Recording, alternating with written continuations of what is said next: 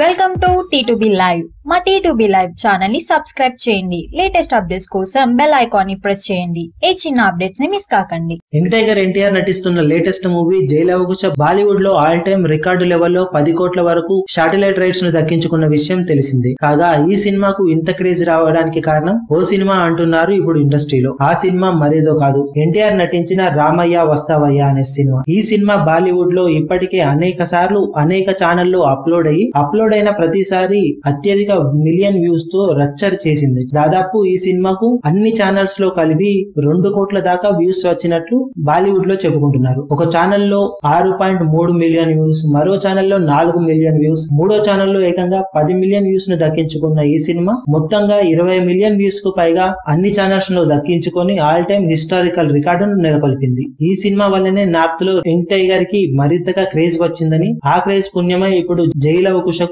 All time historical rate ను దక్కేలా చేసిందని ఇండస్ట్రీలో చెప్పుకుంటున్నారు. మరిన్ని లేటెస్ట్ అప్డేట్స్ కోసం T2B లైవ్ ని సబ్స్క్రైబ్ చేయండి. వీలైతే లైక్ చేయండి, కుదిరితే షేర్ చేయండి.